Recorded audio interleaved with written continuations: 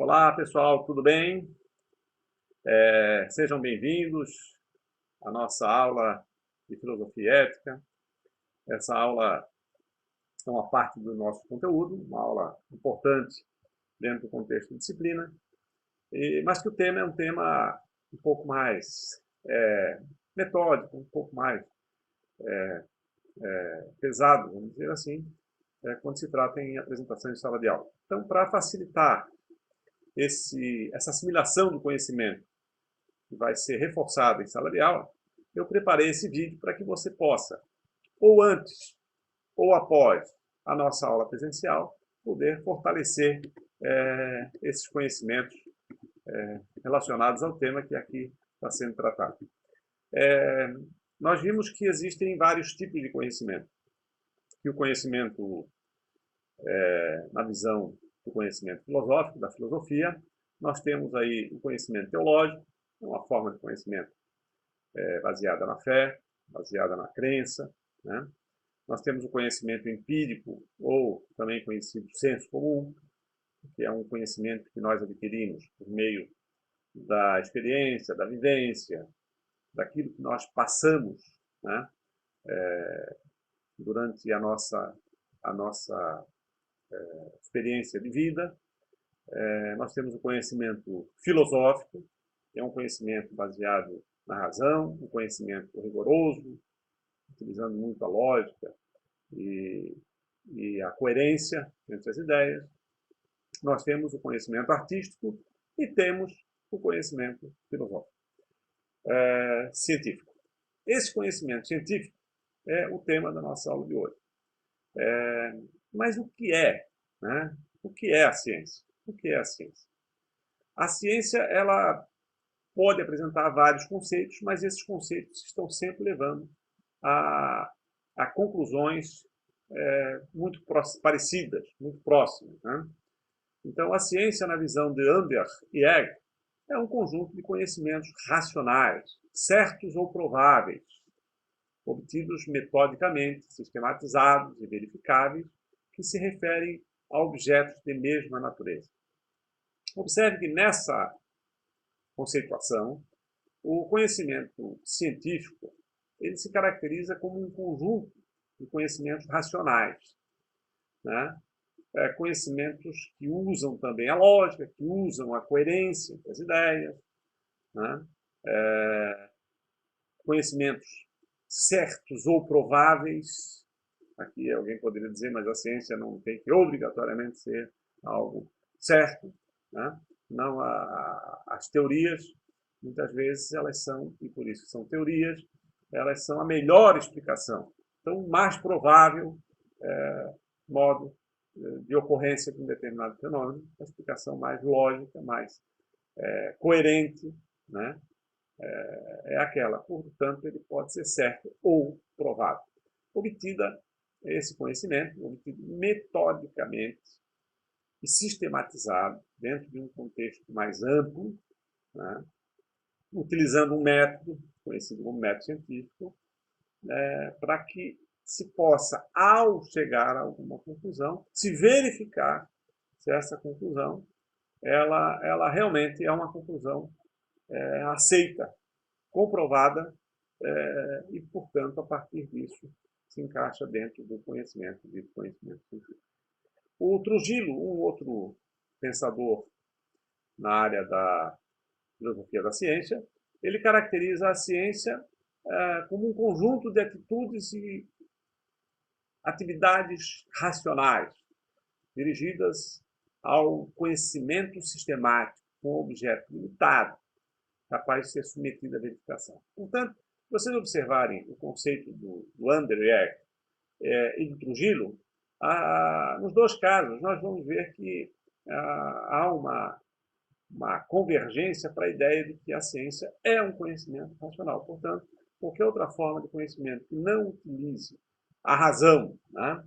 Que não utilize a razão como sua base, não encaixa no conhecimento científico.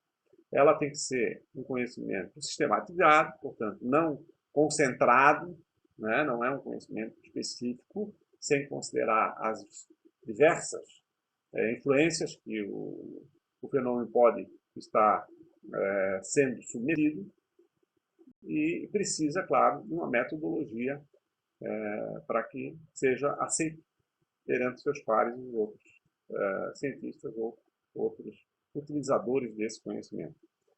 E fundamentalmente também que seja verificado. Portanto, ele precisa ser capaz de ser submetido à verificação.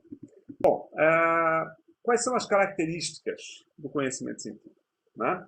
O conhecimento científico é esse conhecimento racional, sistematicamente e metodicamente verificável. Quais são as características desse tipo de conhecimento? Primeiro, a racionalidade. Então, novamente, o conhecimento científico ele tem como principal característica a racionalidade. Uma condição lógica das ideias, de forma que ele possa combinar-se com outras teorias, com conceitos, com leis, com normas, né? De modo a que sejam coerentes. Né? Tem uma coerência entre um e outro conhecimento que foi acumulado durante toda a sua estruturação. O objetivo, ele tem que ser objetivo, então ele tem que criar uma hipótese e, a partir daquela hipótese, dirigir os esforços para alcançar os objetivos que foram previamente definidos, né? Ou as suposições que foram feitas a partir das hipóteses que foram criadas. Portanto, tem começo, meio e fim. Ele tem foco naquilo que está sendo buscado. Tem que ser factual, né? Fenômenos de uma dada realidade. Ele, na realidade, ele precisa entender o ambiente onde o fenômeno está inserido e, a partir desse entendimento, o porquê do acontecimento de determinados eventos. Ele tem que ser analítico. O analítico caracteriza que divide em partes o fenômeno, o objeto que está sendo estudado, estuda cada parte dele separadamente, reconstrói essa parte para poder entender o fenômeno como um todo e de que forma se encaixam as partes no todo. Ele precisa ser claro e preciso, buscar a exatidão dos fatos, exige a aplicação de métodos e técnicas descritos de forma precisa, né, o que está sendo estudado. Não pode ser algo vago, superficial, não é isso, tem que ser claramente entendido, não pode ser resultado de enrolações. Né? Ele precisa ser verificável, tem que ter comprovação, tem que ter validação para poder ser aceito. Além disso, tem que ser algo comunicável. Esse comunicável aí é importante que seja socializado e que as pessoas possam questionar, analisar. Quem é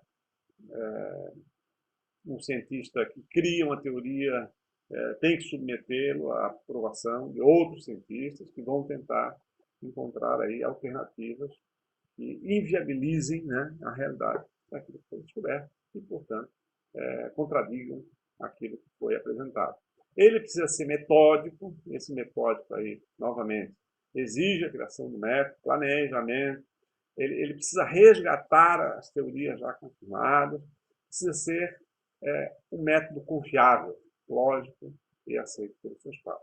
Além disso, o conhecimento científico ele precisa ser sistematizado, né? Ele tem que apresentar as suas reflexões com interconexões e conclusões, sínteses, relacionando os diversos fenômenos que podem influenciar num determinado resultado que está sendo alcançado. Ele também tem uma característica interessante, que ele é cumulativo, uma vez construído e aceito, ele faz parte da ciência, né? E a partir disso não se precisa inventar novamente, ou se confirmar novamente aquele conhecimento, porque já se pode partir dessa confirmação. Tem que ser, falível, uma característica interessante, né? Caracterizar que o conhecimento científico é um conhecimento falível.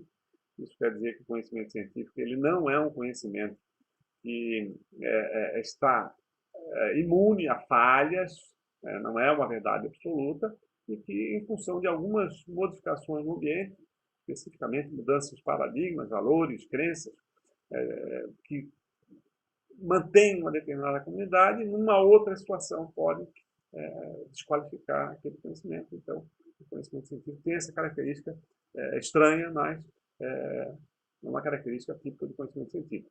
Ele também tem que ser explicativo, né? Explicar os fenômenos de forma mais exaustiva, o porquê que acontece dessa forma, como acontece, quando acontece e onde acontece determinados fenômenos, e isso tem que ficar bem claro. Bom, pessoal, esse era o nosso objetivo da aula de hoje. A aula é uma aula em videoaula, né? E que teve como objetivo maior apresentar para vocês o conceito de ciência e as características do conhecimento científico. Bons estudos e até a nossa aula presencial. Um abraço.